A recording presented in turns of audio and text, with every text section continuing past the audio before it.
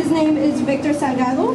Victor Salgado is a queer 21-year-old born in Cuernavaca, Morelos, Mexico, and raised in the south side of Chicago. He is the oldest of 3 and enjoys drawing and writing in his free time. A recent first-generation Roosevelt University graduate, he has participated in the activist community since early high school. He seeks to be part of the revolutionary change to our society through sparking dialogue about the systemic issues within our institutions.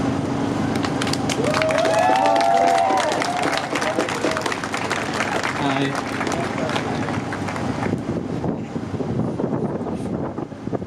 Okay. Hi there. Hola, ¿cómo están? Okay, that's good. Let's get down to business. All right. Although I cannot see your faces, I can hear the passionate voices gathered here today. I know that many of you have been in the streets every day protesting. Whether it is for Black Lives Matter, freeing Palestine, or defunding CPD, you are all agents of change. But I am here today to speak as a documented Mexican immigrant. I feared most of my life talking about my native blood because I was so bent on assimilating. But they can't cage this Latinx spirit anymore. I was called a wetback. I was told I do not belong here. I was called a criminal, a rapist, and drug dealer by the so-called current president in 2015.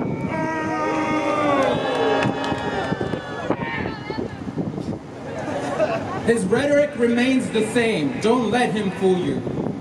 My people should not be a political debate or a token for either party. I am exhausted in telling people my story, but I will say it once more. I immigrated when I was born to Chicago. This country is what I know. Learning English was a process, but look at me.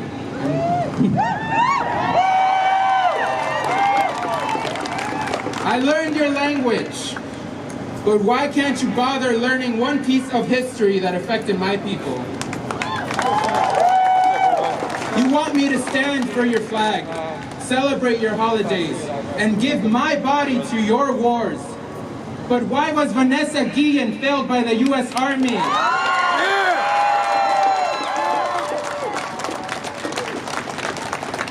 We are not free no matter how many times this ground is claimed as the land of liberty.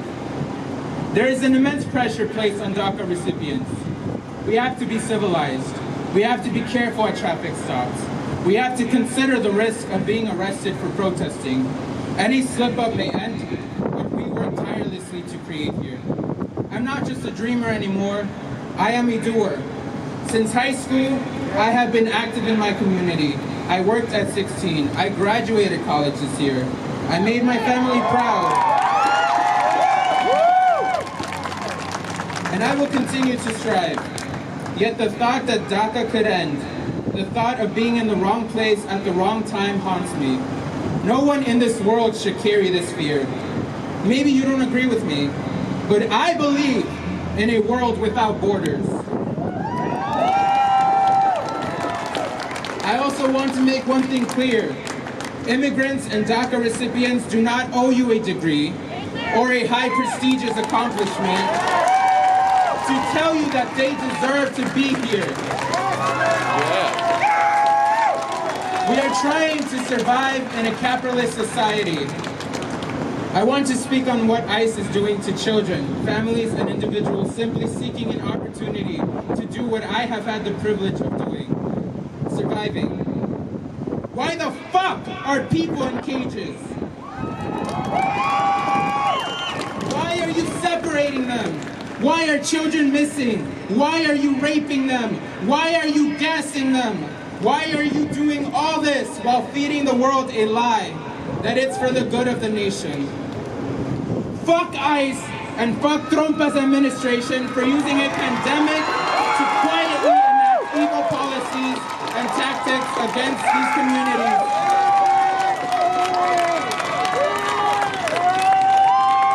These communities affected are largely Central American. We are not here to ask. We are here to demand that ICE be abolished and people set free. The USA owes the world filed an apology and hefty reparations. In the aftermath of 9/11, the U.S. embarked on xenophobic rampage against already suffering communities. They created ICE during that process, and every president since W. Bush has granted power to ICE to continue their work, and it's only gotten worse. Just this week, the Trompa's administration proposed an ICE policy to strip away the livelihoods and visas of international students as if they are to pay for the circumstances of COVID. This needs to end now. Unfortunately, I cannot vote because it is apparently not my right to have a say in the politics of a country that I have given my all to. Perhaps that was my first mistake, allowing a nation to blind me with this false narrative of the American dream.